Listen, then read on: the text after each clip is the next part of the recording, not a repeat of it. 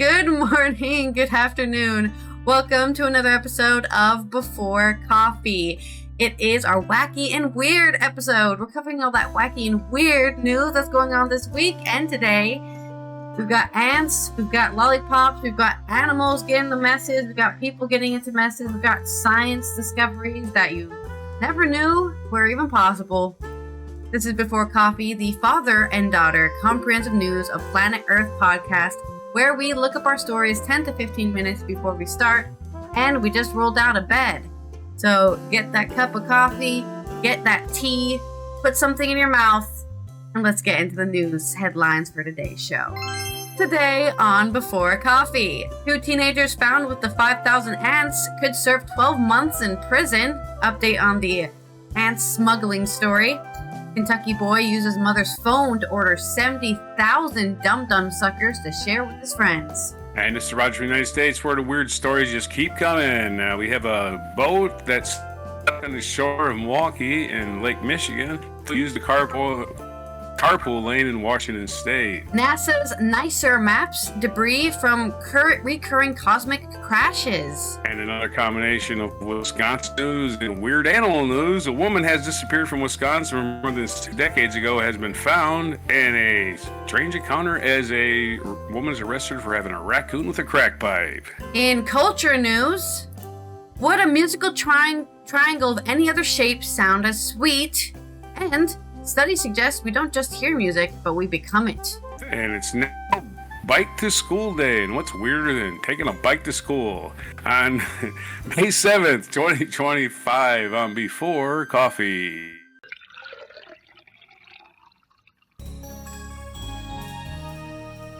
Well, I would definitely argue that Dutch people are taking a bike to school every time, but and I guess that's weird for Americans, yeah. Depends where you live. That it's weird. National U.S. Day, for sure. Let's live 2 miles till you're not taking a bike. Yeah. 2 miles isn't too bad, but you definitely can be late to school if it rains.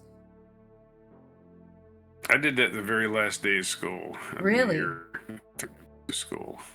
Yeah, for my senior year, my junior year, and I think before that I didn't have a bike. So I walked to school. I would walk the next day.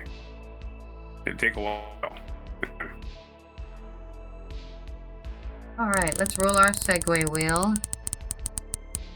13 miles, my friend. 13 miles. Yeah, that's a long way. Limerick! You're gonna have to write me a limerick about I didn't say it was ants, smuggling, and or also lollipops. A lot. 70,000 lollipops. Whichever one you want.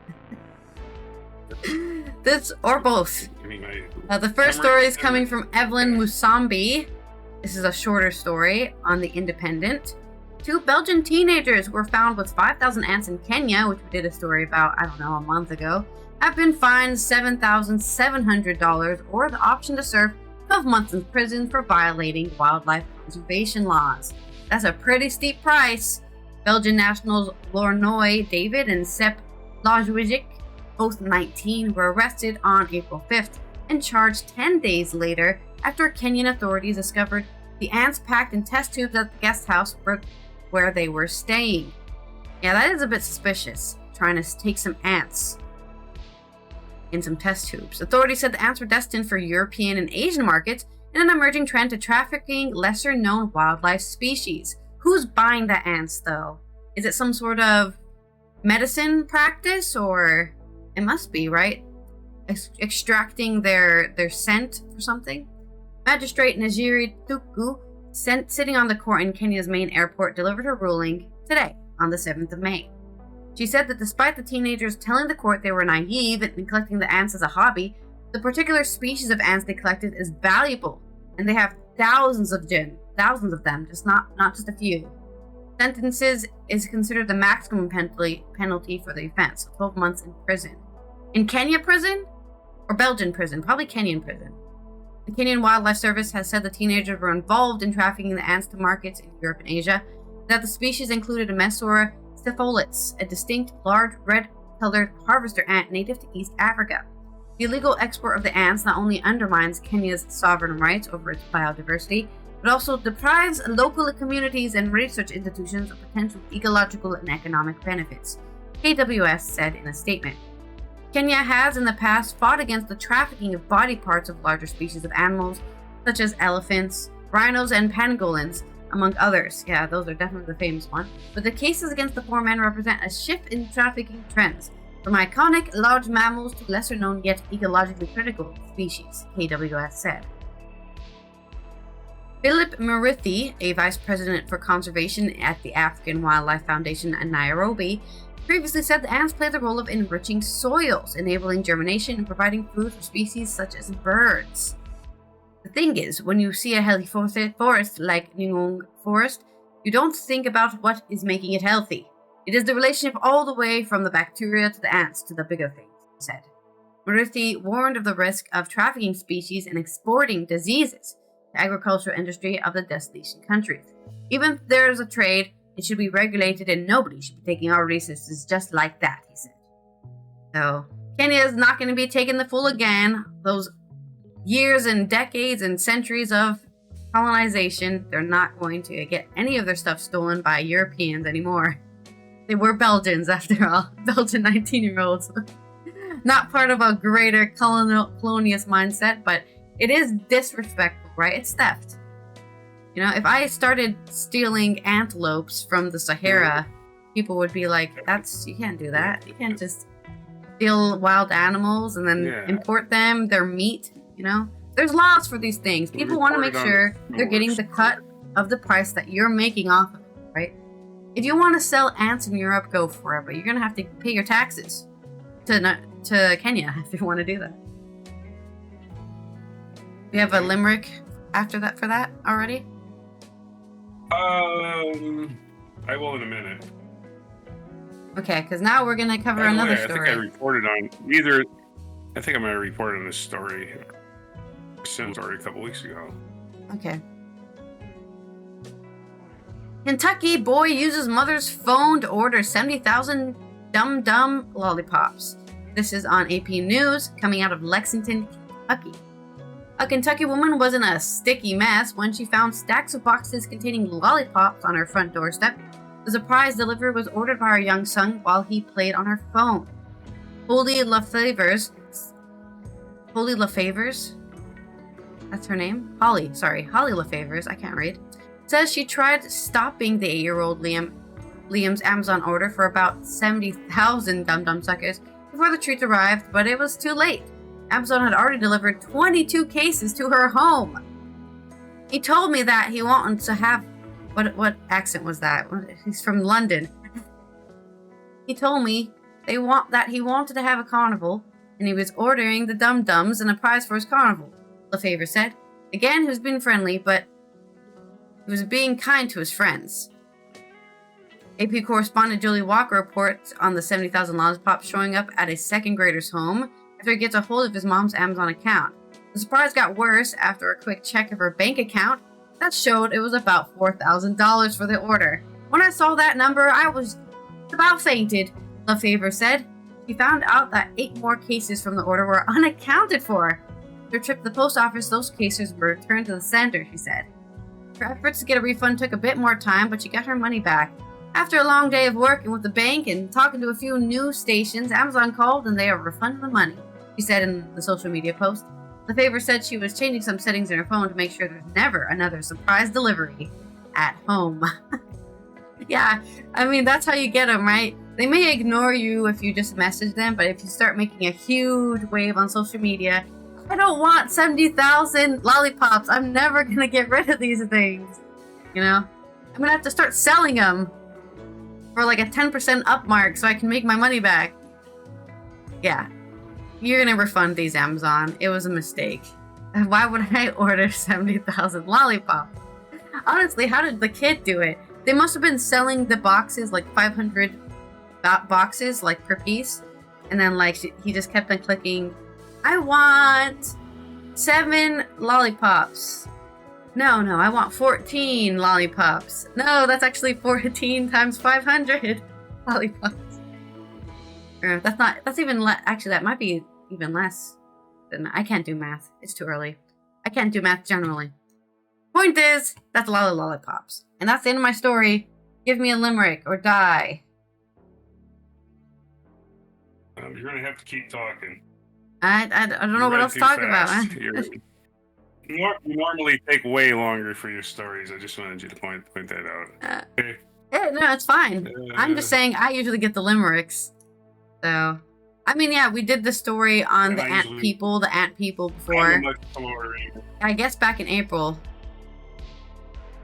They only took them. They were arrested on April 5th, and then they were charged 10 days later.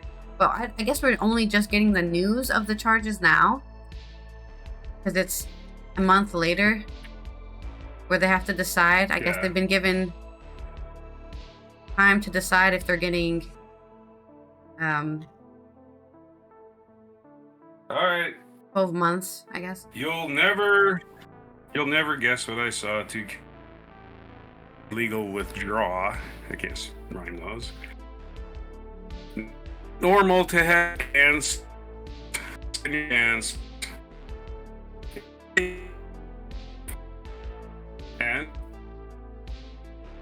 a boy had a acre from some sweets, no from where the dates.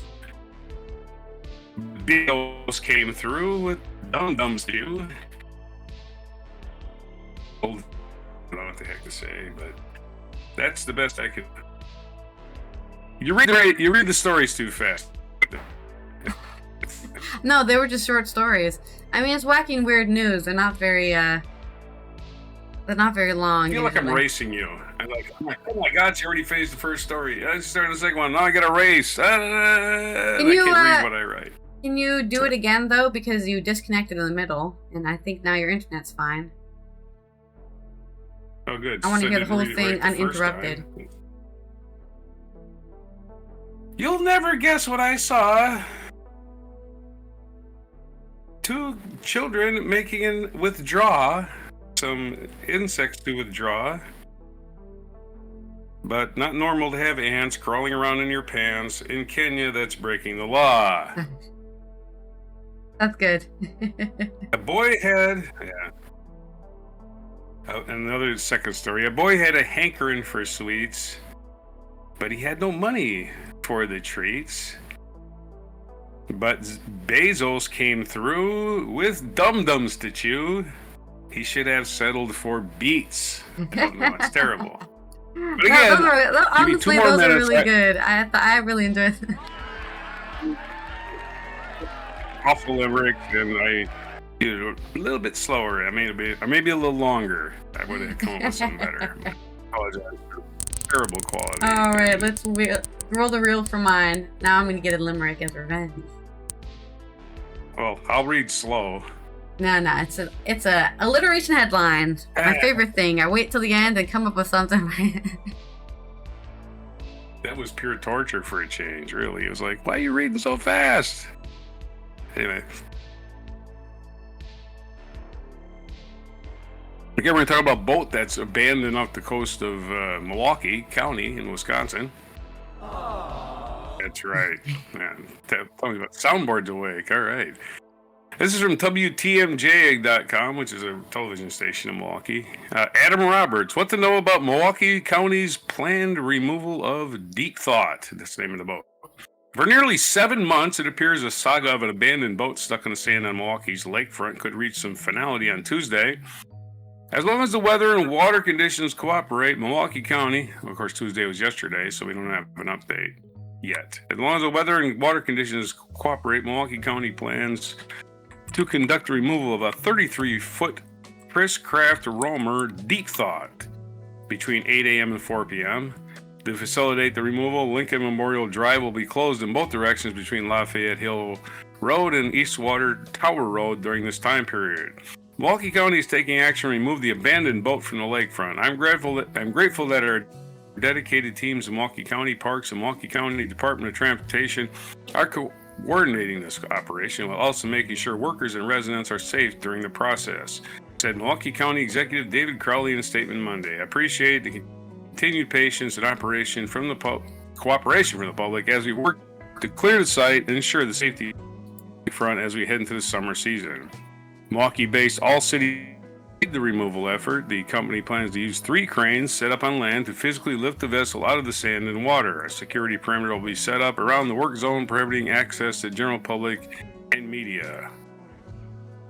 In addition, the parking lot at Lincoln Memorial Drive through work zone will be prohibited from being prohibited beginning the evening of May 5th. Signage will be posted and vehicles parked in the zone may be towed. Removing a large boat from a shoreline isn't something we do every day, so it takes careful planning and coordination, says Guy Smith, Executive Director of Milwaukee County Parks. Our top priority is making sure everyone stays safe, both our crews and the public. We're grateful for the community's patience as we work to clear the site and restore this stretch of the lakefront. The boat, which has gained plenty of local attention, has been stuck in sand since October 13th of 24, and several attempts have been made by local salvage companies, Jerry Seidel Marina, to remove it over the nearly 7 months to no avail. The company's owner, Jerry Geyer, previously said he had spent around $20,000 on removal efforts dating back to last fall. On at least one occasion in 2024, Geyer's boat attempted to pull Deep Thought only out by a rope, which itself snapped during the removal attempt. Last week, president of the Daniel W.H. Hone Foundation, grandson of the former Milwaukee Daniel Hone, Daniel Steinhinger, told WTMJ that the nonprofit is donating $10,000 in assistance to removal of the Deep Thought from the lakefront. Previously, County Supervisor Sheldon Wasserman indicated the cost to remove the boat could approach $100,000 when things are all said and done. Wasserman said the county plans to foot the bill initially before consulting with the legal team to determine the best course of action afterwards. Taxpayers are not expected to foot the bill for the boat's removal. Hopefully it's going to work on Tuesday. We're counting on it because we do not want to go to Plan C, said Wasserman on WTMJ's Wisconsin Afternoon News Friday. According to the 2015 State of Wisconsin Abandoned and Derelict Vessel Legislative and Administrative Review, Wisconsin does not have a formal or funded program to address abandoned boats. Additionally, Wisconsin does not have a dedicated funding source for addressing abandoned or derelict vessels. Removal costs are supposed to be paid by the municipality with jurisdiction unless the owners can be identified and are able to pay for removal. Deep Thought's owners, Richard and Sherry Wells of Mississippi, have previously said they invested their life savings into purchasing the boat in Manitowoc last fall and are not in a position to pay for its removal from the Milwaukee lakefront. State Senator Rob Staffsholt and State Representative Shannon Zimmerman have proposed a bill that would levy fines of $10,000 and up to 9 months behind bars if an owner refuses to remove an abandoned vessel within 30 days of a notice. How did the boat get there? This story failed to address that. So... maybe they just don't know. It's just we're gonna link her. Abandoned story. No, we do know. Oh, we know. Oh, we do. Absolutely do know. But this. Okay, so I'm gonna finish the story. Give you more time because this story did not cover that except the link to it. And where is that? The fishes swamped ship. Fits surely. Yeah. There you go. Alliteration headline. There you go. Uh-huh. Okay, let's do previous coverage. Let's see if we can get their story. I'm pretty sure I know the story. Was they bought the boat and they were just we're gonna drive it down to our home down Mississippi River to where we live, and you can do that. You go from Lake Michigan to the Mississippi River. You take the Illinois River. However, they ran out of gas. Oh. Not the brightest couple in the world. They ran out of gas. The dumbest thing in the world. Thinking, oh yeah, we can make it all the way on this one tank. I don't know what they were thinking, but once you ran out of gas on a boat that has no other way to propel it forward, you're basically, you're at the mercy of the tides. And these tides just pushed them up on the shore where they remain like the SS Minnow. And there's stories linking to it. Maybe I'll link a video so we can do that for a mic drop. There's your first story for today. And we're going to do another story about people doing stupid shit. This is from UPI.com. Ben Hooper. There was an HOV violation stop from this morning on northbound I-5 near 145th. Driver admitted this was only to be able to use the HOV lane. Driver also indicated he has not named his passenger. This is from a Twitter post. The Washington State Patrol said 2 drivers were caught using dummies to illegally drive in carpool lanes in the space of just a few days. Trooper Rick Johnson, the public information officer for WSP, said on social media that the first driver was pulled over Tuesday in a high occupancy vehicle lanes of Interstate 5 near Shoreline when a trooper noticed that the only passenger was a mannequin wearing a brunette wig, a plaid shirt, and a scarf. Driver admitted this was only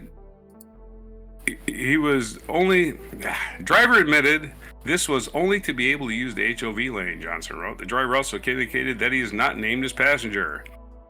Johnson said another driver was stopped 2 days later on I-5 in Federal Way when a trooper suspected a backseat passenger of being fraudulent. Here's another one, as the social media post said. This driver was stopped last night at 92 miles per hour in a 60. Well, you're gonna speed 30 miles over the limit too. I won't get caught. You'll never know. People being stupid. The driver was in the HOV lane by himself and with his non-human companion. He was given a ticket for speed and driving in the HOV lane with a dummy doll. The passenger was found to be a dummy doll wearing a bright yellow windbreaker and a baseball cap. Of course, because all dummies are baseball fans. It's well known. Drivers stopped for incorrectly using HOV lanes in Washington are subject to a $186 fine with an extra $200 tacked on if the driver is found to be using a dummy or mannequin as a passenger. So, yeah. What's it save you? I have no idea. But you have to pay for the dummy, and if you get caught, it's another $200 onto the fine for violating the HOV lane. And of course, if you're going 92 and a 30, that's probably reckless driving, and they tow your car. Some places they'll tow your car for that. Yeah. How's your stories? Where's your headline? I have an alliteration for that second one, which is those dummies drive dangerously. Yeah. And that wasn't just one dummy in that car, there were two. Aha! Dummy behind the wheel. Got it. That was good. Okay, let's go on. Did you have a video? I sent the video. I think you said you wanted to post a video of the two other dummies who got their ship abandoned on the shore. I just posted you that. Oh, okay, cool. So we'll do that story. It's like a 3-minute, the history of this boat, basically. Right on. Absolutely. All right. You need to give me an accurate metaphor or simile for my next stories, which are about... Well, I say next stories. One story about NASA's NICER, which is mapping debris from recurring cosmic crashes. This is on Science Daily, written by... I don't know who's written by. They never say who writes these stories on Science Daily. They're just like... It's sourced from the NASA Goddard Space Flight Center, written by Janat Kazimurazak. There you go. For the first time, astronomers have probed the physical environment of repeating X-ray outbursts near monster black holes thanks to data from NASA's NICER, Neutron Star Interior Composition Explorer, and other missions. Scientists have only recently encountered this class of X-ray flares called QPEs, or quasi-periodic eruptions. A system of astronomers has nicknamed Ansky is the 8th QPE source discovered. So Ansky, the 8th X-ray flare they've discovered, and it produced the most energetic outbursts seen to date. Ansky also sets records in terms of timing and duration, with eruptions every 4 to 5 days, or so the last approximately 1.5 days. Okay, so they have a timed eruption every 4 to 5 days, and it lasts another 1.5 days. A total of 6 days of fun eruptions on Ansky. These QPEs are mysterious and intensely interesting phenomena, said Joheen Chakraborty, a graduate student at Massachusetts Institute of Technology in Cambridge, also known as MIT. One of the most intriguing aspects is their quasi-periodic nature. We're still developing the methodologies and frameworks we need to understand what causes QPEs, and Ansky's unusual properties are helping us improve those tools. Ansky's name comes from ZTF-19 Ansky, the moniker of the visible light outburst seen in 2019. It was located in a galaxy about 300 million light years away in the constellation Virgo. This event was the first indication that something unusual might be happening. A paper about Ansky, led by Chakraborty, was published yesterday on the 6th of May in the Astrophysical Journal. A leading theory suggests that QPEs occur in systems where they are relatively low-mass object passes through the disk of gas surrounding a supermassive black hole that holds hundreds of thousands of billions of times the sun's mass. So when you get a little tiny space fart goes through a black hole, you get an explosion. I mean, that's what's happening, right? It's a huge X-ray outburst. It's gas. It's space gas. When the lower mass object punches through the disk, its passage drives out expanding clouds of hot gas that we observe as QPEs and X-rays. They would get way more people reading this story if the headline said, "Scientists discover more space farts." People are like, "What? Space farts?" That's what they are. Black holes are just farting in space right now for 6 days. They're farting. Sorry, no, it's actually 1.5 days. It's a very long fart. 1.5 days worth of farting. Scientists think the eruption's quasi-periodicity occurs because the smaller object's orbit is not perfectly circular and the spiral towards the black hole over time. Kind of like, something in a drain. Slowly gets there. Also, the extreme gravity close to the black hole wraps the fabric of space-time, altering the object's orbits so they don't close on themselves with each cycle. Scientists currently understand suggesting eruptions repeat until the disk disappears or the orbiting object disintegrates, which may take up a few years. So just imagine a very, very long drain, slowly going down the drain, and then finally you can hear that sound of it going in, and then you get a huge X-ray flare, and that lasts 1.5 days.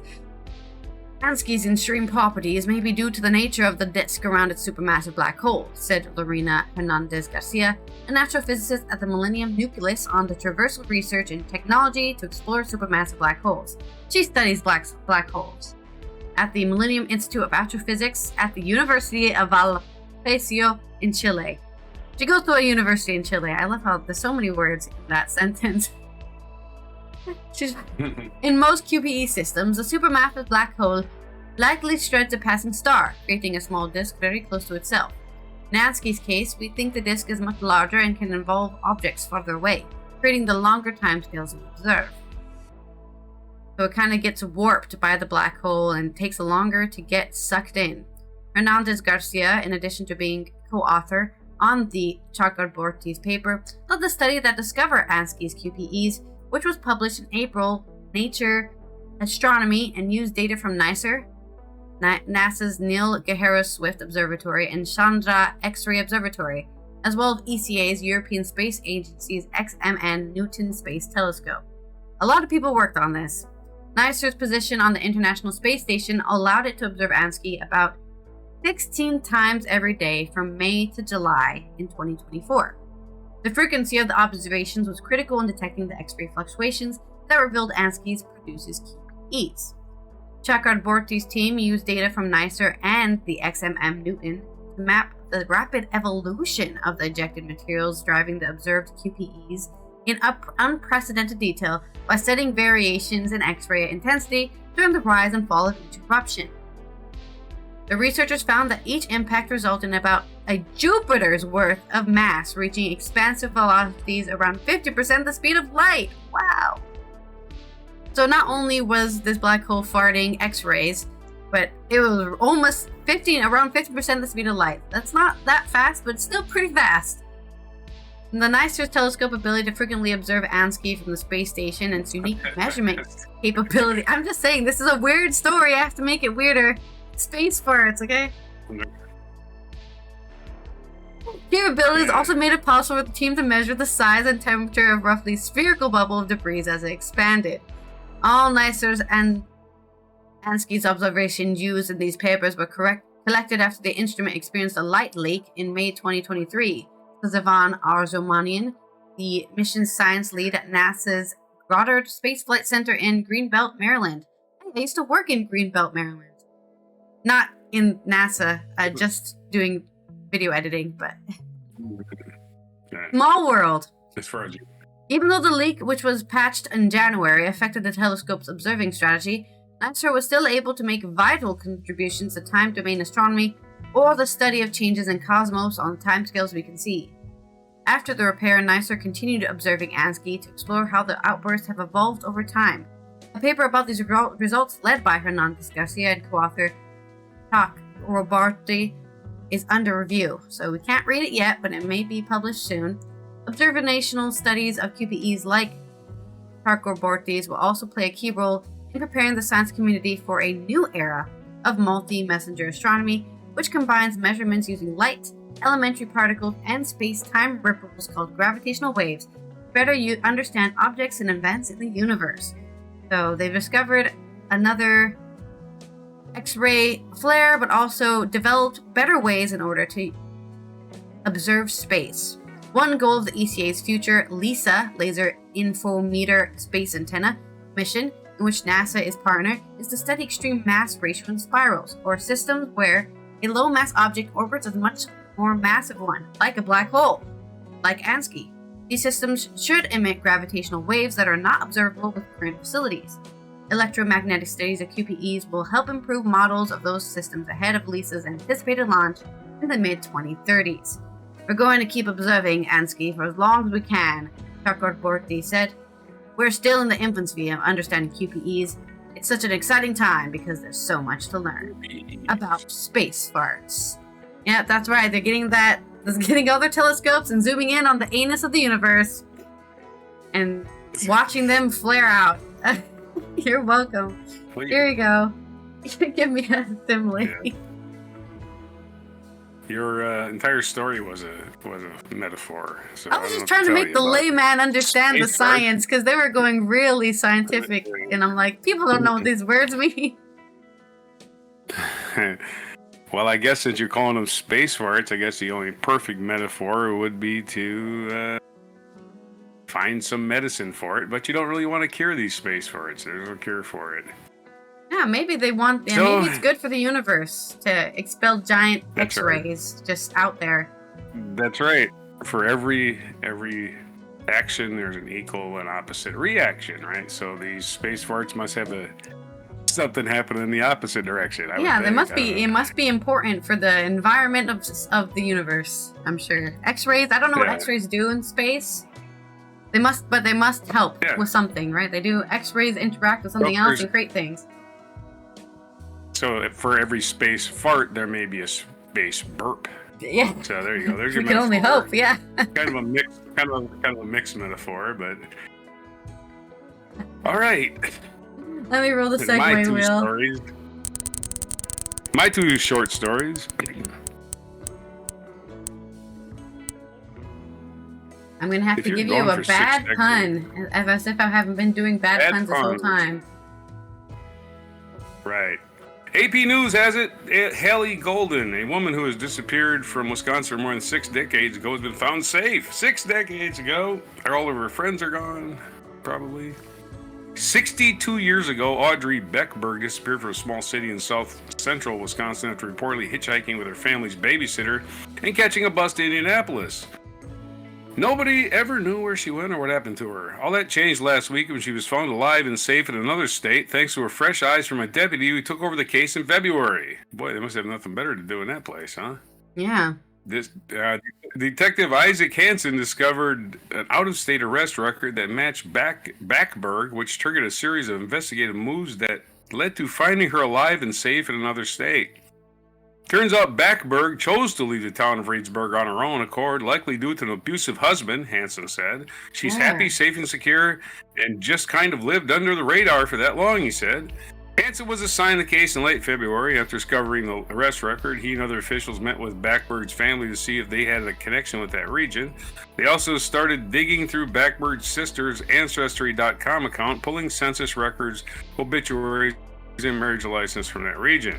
Within about 2 months, they found an address where a woman was living that Hansen said shared a lot of similarities with Backberg, including his date of birth and social security number. Well, that's hell of a fucking clue. Hansen was able to get a deputy from that jurisdiction to go to the address. 10 minutes later, Backberg, now in her 80s, called Hansen. It happened so fast, he said. I was expecting a deputy to call me back and say, oh, nobody answered the door, and I thought it was a deputy calling me, but it was actually her. And to be honest, it was a very casual conversation. I could sense that she obviously had her reasons for leaving. Most of the information he learned during that call, he declined to share, saying that it was still important to Backberg that she not be found. I think it overwhelmed her, of course, with the emotions that she had, having a deputy show up at her house and then kind of call her out and talk to her about what happened, kind of relieved 62 years and 45 minutes. Let's do that sentence again. I think it overwhelmed her, of course, with the emotions that she had, having a deputy show up at her house and kind of call her out and talk with her about what happened and kind of relieve 62 years in 45 minutes, he said. Hansen described discovering her safe more than 6 decades practically unheard of, and while he doesn't know what will happen next in terms of her family reconnecting, he said he was happy that she can reach out if she wants to. There's family living out there, so she has my contact number if she ever wants to reach out or needs anything, any phone numbers or family members back here. Ultimately, she kind of holds the cards for that. So, she just left an abusive husband and started a new life, and I don't know, the trail got cold and people gave up or whatever, but a very weird story. And we're on to the next one, I guess, unless that you got she doesn't something want to see her children, basically. I don't know if she has children. Oh. Doesn't say she had children. But do you have a pun for me, or? Why was the cookie missing his friend? I don't know. Because he'd been away for too long. Oh! Yeah. I had to find something quick because that was a quick story. I was like, I need something about somebody's missing a cookie. Yeah, a cookie.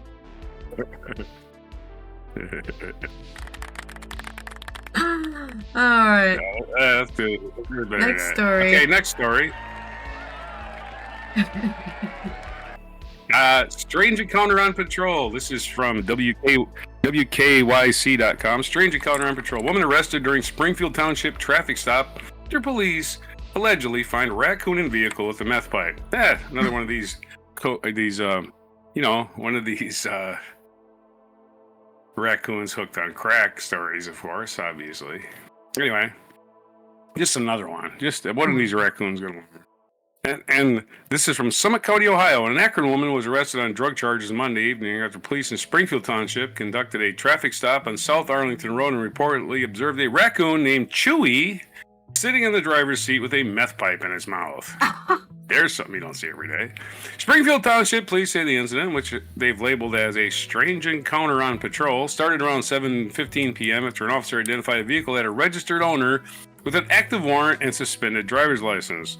The driver, identified as 55-year-old Victoria Vidal, was detained without incident. That's when police say the traffic stop took an unusual turn as the officer reportedly saw the raccoon. Chewy had somehow gotten hold of a glass methamphetamine pipe, leading officers to further inspect the vehicle, according to details shared by police on Facebook post Tuesday. Police said a subsequent search revealed the following: a bulk amount of methamphetamine, crack cocaine, and 3 used glass meth pipes. Well, you never want to leave the house with only one meth pipe, right? What if one breaks? Need 3. That's right. Oh shit, I dropped my meth pipe. Good thing I got a spare. And anyway. I lost the other one, so that's why we have 3, right? Oh, where did I leave it in my pocket? Did I leave it in my bag? I think I left it in my bag, so now I have 2.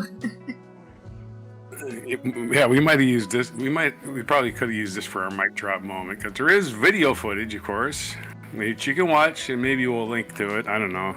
Maybe there's a link to it I can share later. Vidal was charged with possession of drugs, 3 counts of possession of drug paraphernalia, and was cited for driving under suspicion. 3 counts of drug paraphernalia? Dude, it's only 1 count just because you found 3 things. Well, cops are just completely full of shit, right? You already got her for a shitload of crack cocaine and methamphetamine, and now you're trying to make it be paraphernalia, 3 different counts? That's just, come on, cops. You already got her. Stop adding things to it. The prison's already full of people for drug crimes. You're just going to make it worse. Anyway, leave her alone. Maybe it's the cocaine. The cocaine and the methamphetamine belong to the raccoon. What are you blaming the human for? What are humans going to take the law for this? Maybe it belongs to the raccoon. You ever think of that?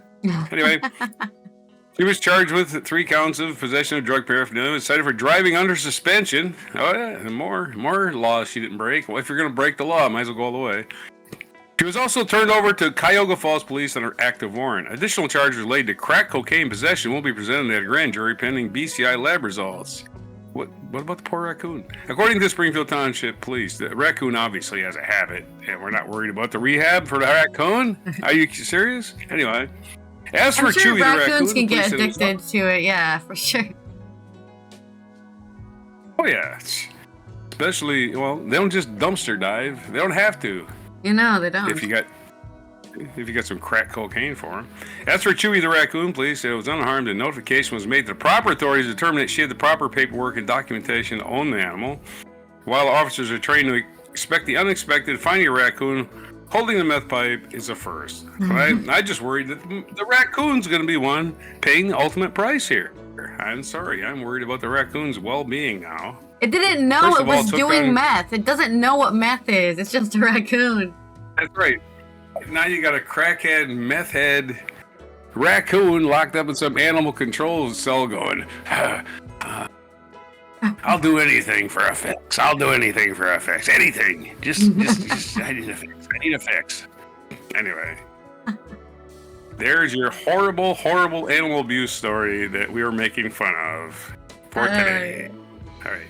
Okay, my bad pun for that would be, he wasn't stealing, he was just taste testing. Said he was the trash can sommelier. Yeah, he was just making sure the drugs were pure. Exactly, he's a taste tester.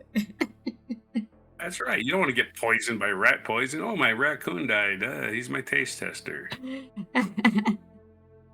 All right, let's roll another segue wheel for your last segue as we do some culture news about triangles in music. Perfect for Tchaikovsky's birthday. All right. You can give me a hypothetical, which I have some openings for a hypothetical question here because we're talking about the shape of a triangle. That's right. This is on the American Institute of Physics. By who knows who it's by? The American Institute of Physics. That's who wrote it. Okay. No author is provided source for this. Would a musical triangle of any other shape sound as sweet? The triangle is a small instrument made of metal rod bent into a triangle shape that is open at one corner. While small, its sound is distinct, with multiple overtones and non-harmonic resonance. But what causes this surprisingly powerful sound? The triangle instrument produces enchanting and beautiful tones, raising deep and profound questions about the connection between music and physics.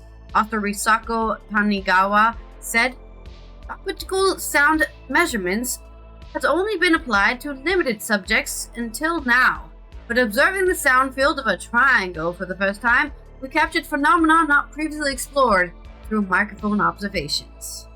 In a paper published in JASA Express Letters, Tanigawa and colleagues at the NTT Corporation and Waseda University, Japan, captured sound fields around musical triangles.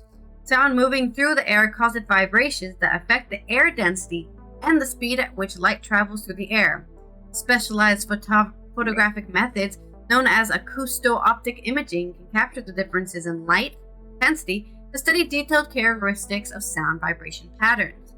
As an example of these patterns, a standing wave is created when two identical sound waves are superimposed on top of each other, moving in opposite directions through the instrument's metal material to produce sound.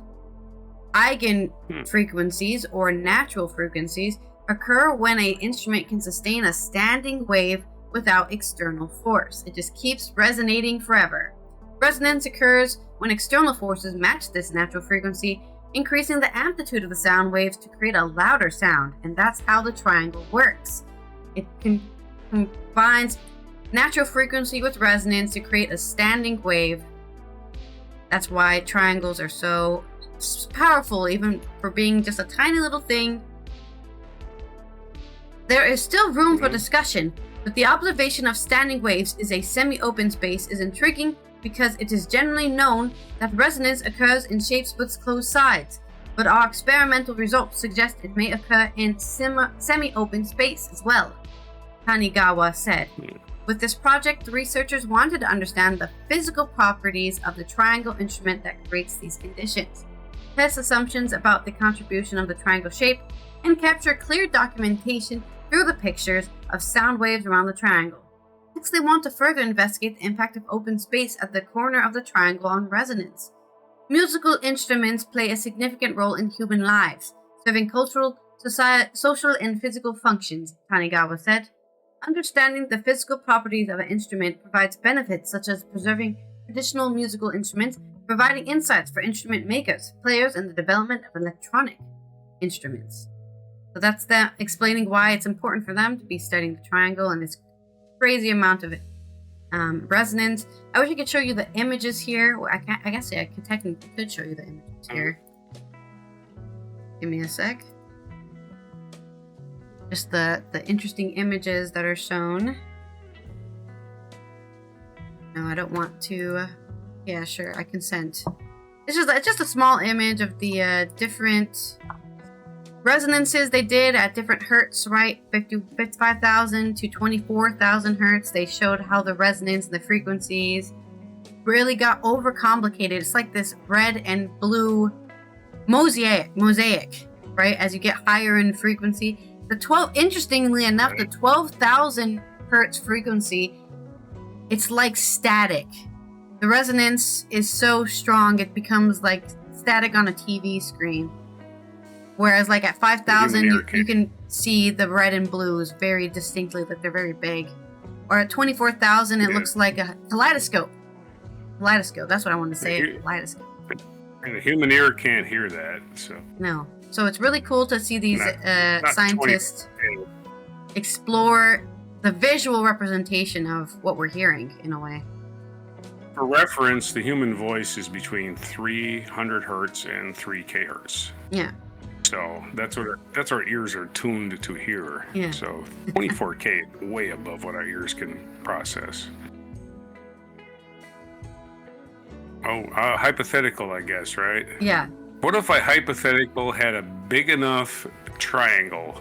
Big. Right? Yeah. And I hit it with a big, at a big triangle in space, right? Yeah. And I hit it with a big freaking hammer. Could I explode the sun with that? I think with like looking at these resonance waves, I think it would definitely shatter all the glass on Earth. Like it would. I might actually do damage to the Earth, like a huge sound wave. You know? Oh yeah. For sure. The decibels, the decibels in the frequency definitely shatters glass. Human voice can shatter glass if it's amplified enough, for sure. So, yeah. All right, I have a shorter story here. This one's not too long. It's just about studies suggesting that we don't just hear music, but we become it. This is on the Silence Daily again, written by provided by McGill University, referencing a journal by Eleanor Harding. D. Chul Kim and Alexander Demos and Iran Roman. A lot of people made this study, okay? There's like a whole class. An international study co-authored by McGill psychologist Caroline Palmer suggests our brains and bodies don't just understand music, they physically resonate with it. See how this is related to the triangle story? These discoveries, based on findings in neuroscience, music, and psychology, support neural resonance theory, or NRT. NRT maintains that rather than relying on learned expectations or prediction, musical experiences arise from the brain's natural oscillations that sync with rhythm, melody, and harmony. So our brain, like the triangle, is putting out some resonance. And when the music and our brain resonance collide together, we create the experience and enjoyment of music. This resonance shapes our sense of timing, musical pleasure, and the instinct to move with the beat. The theory suggests that music is powerful not just because we hear it, but because our brains and bodies become it, said Palmer, professor in the Department of Psychology at McGill and director of the Sequence Production Lab. That has big implications for therapy, education, and technology. The study's publication in Nature Reviews Neuroscience marks the first time the entire NRT is being published in a single paper, she said. So this is their official, we've done all the studies, okay? This is real. Theory suggests that structures that pulse and harmony reflect stable resonant patterns in the brain, shared across people independent of their musical background. According to NRT, how we hear and produce music can be explained by fundamental dynamical principles of human brain mechanisms that apply from the ear all the way to the spinal cord and limb movements. That's why, for example, you see a lot of people creating the same melodies and harmonies, right? Hey, you stole that melody from him over there. And it's like, I made this in my bedroom. It just sounded good to me. Yeah, it sounds good because our brains are saying that's really you. Yeah, that's good. That's the one. That's the one you should do. That's perfect for this song. Researchers say potential applications of the theory include therapeutic tools for conditions like stroke and Parkinson's and depression, emotionally intelligent AI that can respond to or generate music more like humans. Yeah, that's what we need. AI creating music for us. New learning technologies to support rhythm and pitch education, and cross-cultural insight as to why music connects people around the world. The study was led by Edward Large, University of Connecticut, and co-authored by Caroline Palmer, and was funded by Canada's Research Chair and NSERC's Discovery Grant. So, you can find this study in musical neurodynamics on the Nature Reviews Neuroscience. And I guess I can post you the DOI if you want the DOI, so you can read the. Study suggests we don't just hear music, but we become it. And that's a short one there. Hypothetically, we are, well, not hypothetically, but actually we receive several frequencies. Our ears are built to receive audio, right? We receive frequencies all day long. We emit infrared for sure from our body heat. We emit infrared, which is a radio frequency that you can see with an infrared scope. So we actually emit a lot of frequencies. A lot of frequencies in several ranges, harmonics of several frequencies.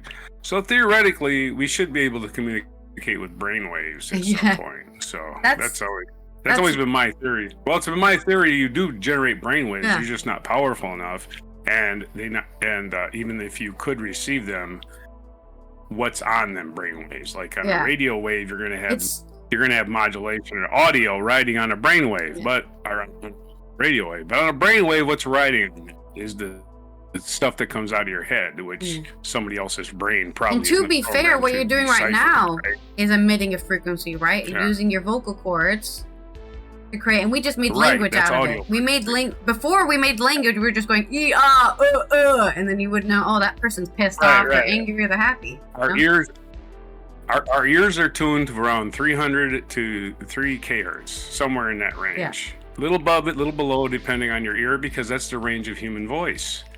Our eyes are tuned to visible light. We don't see infrared, we don't see ultraviolet. We only see from red to Roy G. Biv. We only see from red to violet. So infrared is too low for us to see. Ultraviolet is too high for us to see. So there's another organ that's tuned to a specific frequency. Our whole body is tuned to radio frequencies of some sort. And that's exactly why I get a headache when the neighbor's high frequency thing goes off down the street. And it gives me a headache. All around us is radio frequencies bouncing around the room. Everything is radio frequencies. The light is bouncing around the room. The sound is bouncing around the room. Everything electric in our house generates a 60 hertz tone. It runs on a 60 hertz tone because it's AC power. So it's a cycle of 60 hertz, 60 cycles per second. Everything, unless you're in a foreign country. I think in Europe, other countries have different electricity. Other countries have different electricity, but it's all going to be a low frequency, like 60 hertz, so you can't hear it, and it doesn't interfere with it. Yeah, you can hear it hum. You can hear it hum. It's a hum, right? But it's not going to interfere with your electronics typically because of its low frequency. Anyway, that's a long story, not a hypothetical. No, that's very interesting. It's something you know about, so it's really cool to hear you talk about it, right? According to Europe, Europe has 50 hertz. 50 hertz. And America has 60, so it's just 10 different, just a 10. Nobody is doing any less or more than 50 or 60. There's nobody doing 80 out there. No one's doing 80. So. Your ears can hear it, but there's just going to be a hum. Yeah. And I learned recently on social media that supposedly some autistic people can hear electricity. Right? They hear buzzing. I mean, your brain, everybody's brain is tuned different. Everybody's ears are tuned different. Exactly. And when you think there's a standard human set of things, there just isn't. Man. That's part of being unique. Okay, this day in history. Are we going to spin the wheel? I already did. Remind me of a song, which I already kind of know what's going to be because we already talking about Tchaikovsky. 1711 on this day, Scottish philosopher David Hume was born in Edinburgh. He is known for his philosophical empiricism and skepticism. Born in Edinburgh. Happy birthday. In 1861, Rabindranath Tagore, a Bengali poet, was born in Kolkata.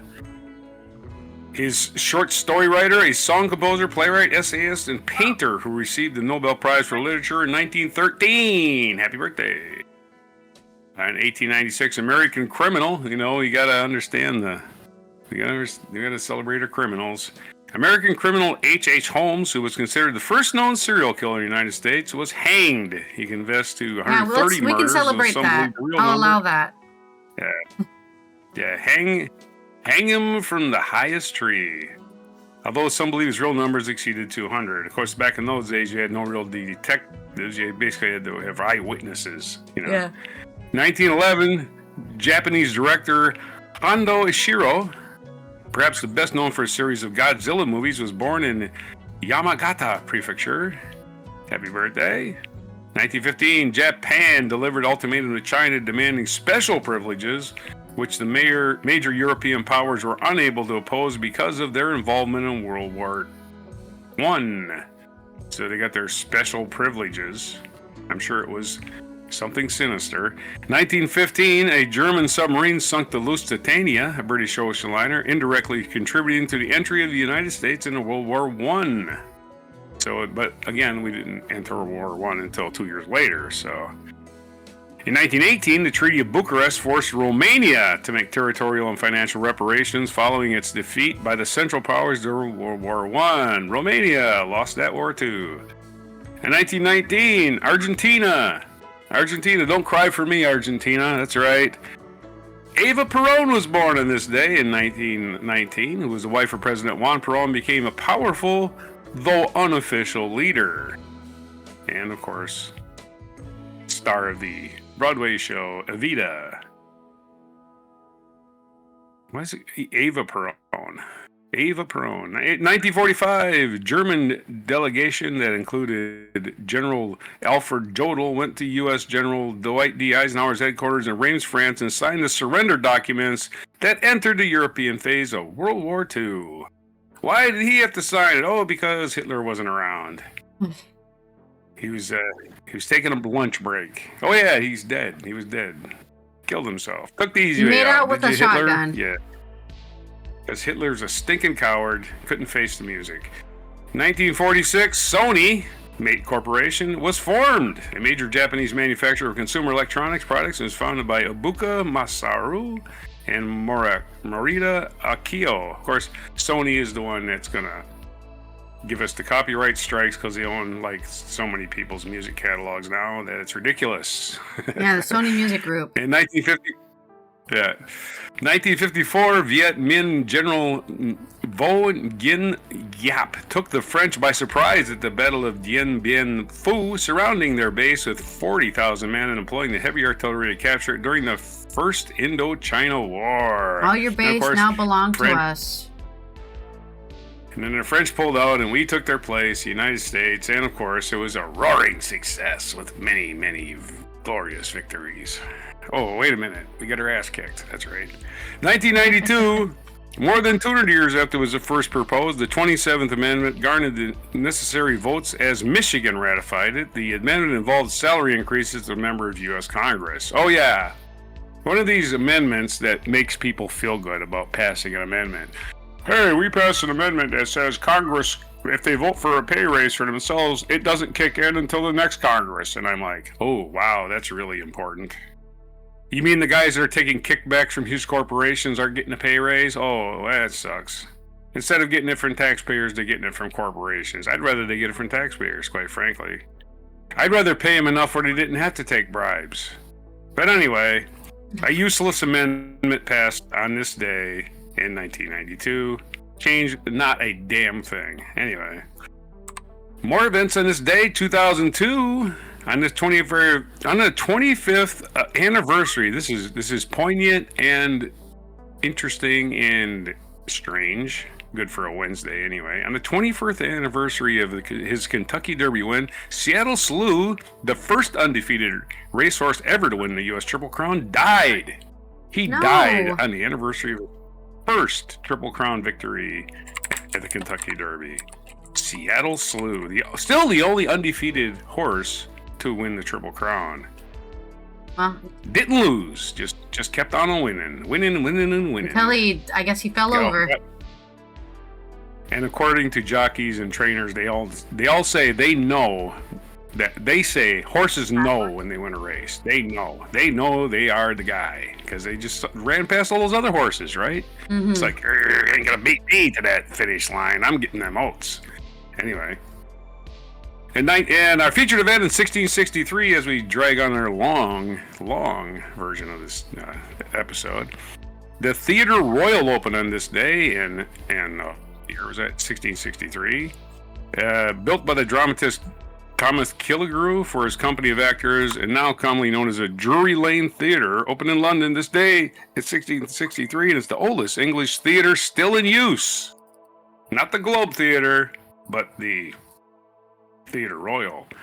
And May 7th, 1840 is our feature biography. It was the birthday of Pyotr Ilyich Tchaikovsky. I don't know how to say his first name, but Tchaikovsky, you know who he is. He was born May 7th, 1840 in Votkinsk, Russia. Died November 6th, 1893 at the age of 53. Oh, he got 53 years. Man, people just didn't live very long. St. Petersburg, Russia is where he died.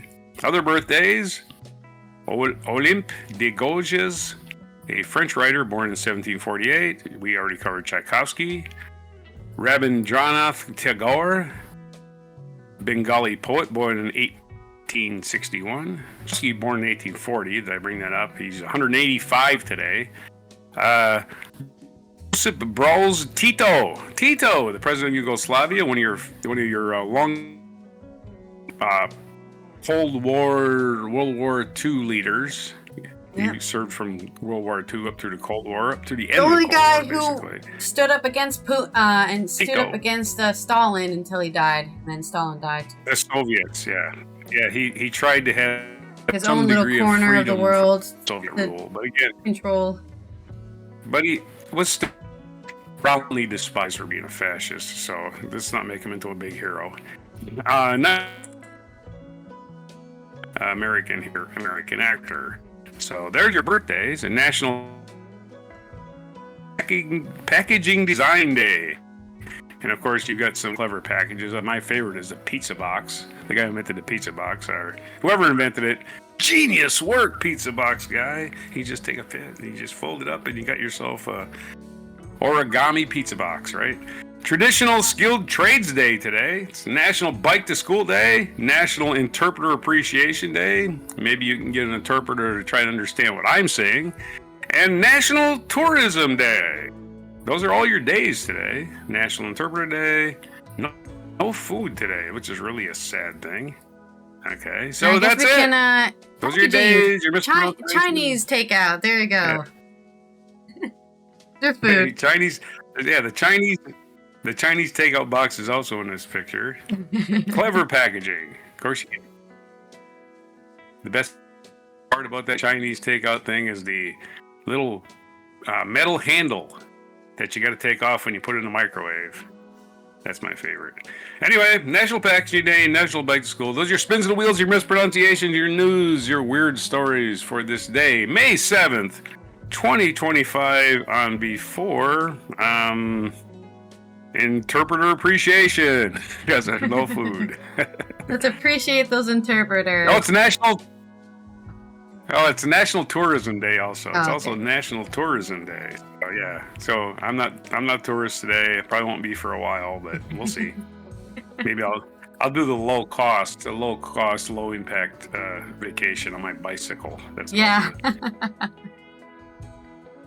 All right. Well, I of course am. What song am I reminded of? the Nutcracker. What else does Tchaikovsky known for? So many songs. A great composer. Tchaikovsky also did. Should give me like a story of all them. He's giving me their life story. I just want to see what songs he's made. Or ballets, I should say. What orchestrations he's orchestrated.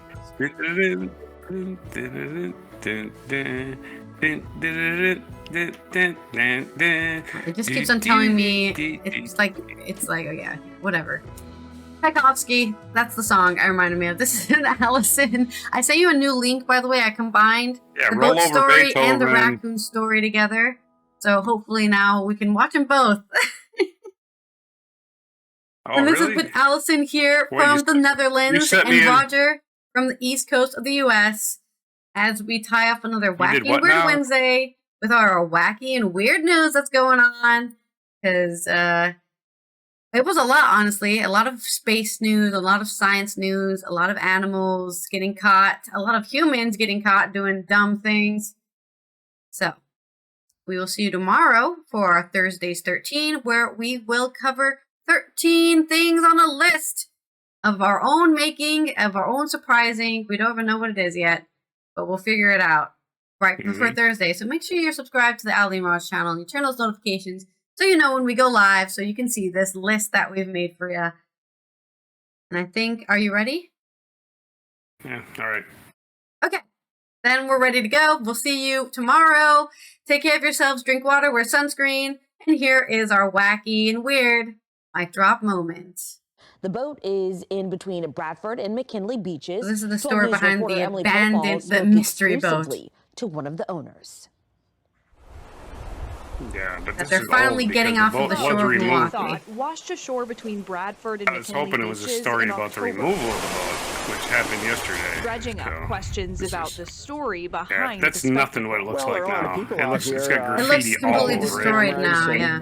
And some kids. What's unique it's been taken apart by vandals. Everything's stripped of it of any value. It looks nothing like this story from the marina at Milwaukee. 4 months ago. Plan to retire and live. Yeah, but I thought you wanted to see what on their way out of Milwaukee. What was caused by it? They didn't really cover that in the story.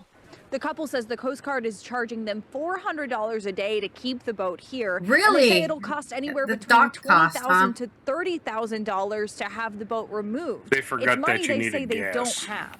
A salvage company already tried and failed to tow the boat, spending around $18,000 in the process. Sherry says she wants to pay this the is the most back, expensive. All they need to do is get some gas, and they wouldn't have for such Sherry, an expensive. Though, there's one upside to this maritime mess. It cheered me up seeing. First thing they did was hire the wrong people to do it in the first place. They tried to pull it out to sea, which was a mistake. They didn't know who we were, but it kind of seemed like maybe they were having the fun we wanted to. She seems delusional. Since it washed up, Deep Thought, lovingly renamed the Minnow, gained stickers, graffiti, and These Christmas poor old lights. people poured their It's life also savings gained into a stupid dream that they didn't The with Minnow no has planning. its own Google Maps designation, Feel sorry complete with for a 'em. 5-star rating and raving reviews. I don't feel sorry for Saturday them. night, 12 News stumbled upon these guys Yeah. having what they call a gnome I party. feel empathy for him, okay? It's like, what? 9 gnome costumes. Your life savings and you had no plan? To do a goofy party. Gnome party. They're having a gnome party on the Sherry's trying to raise the money to get the boat removed, but in the meantime, Everybody's having so much fun with it. Wish I'd known about the gnomes. That would have changed the in story. Milwaukee, Emily Hopal, WISN 12 News. Gnomes have a party on the boat. All right, here's the raccoon smoking meth. I not come here. Hello? The raccoon has her meth pipe. As what? Oh my god. Her Oh well, meth pipe. maybe you can write a book playing about it with her meth someday pipe and make right some money now. off that. No, don't reach for it. That's evidence now. Oh, I don't want him to have Well, that's why I'm gonna do it. Hey, buddy. So that's it, I guess. Huh? It's okay. Are you still there? Okay, you're on orange. He'll be here in 2 Hello? minutes. I'm watching the raccoon. Oh, I don't have that. Okay. This is what she's smoking meth in. Okay. The raccoon's playing with her Go watch meth it pipe. later, I This guess. lady looks really disappointed that the raccoon's smoking meth. That's my meth. There's no. What the hell, He's man? trying to smoke it. All right. Damn it. Thanks. There's no. What a waste of meth on a raccoon. A raccoon cannot have All any right, fun. all right. Can't go Enough to the fun disco. and games. Stop pointing your flashlight at the raccoon, man. You're gonna give him a headache. He's already on meth. Huh? Oh. Yeah, he's on his way here. Police officer is laughing his ass off. I think he's also on meth.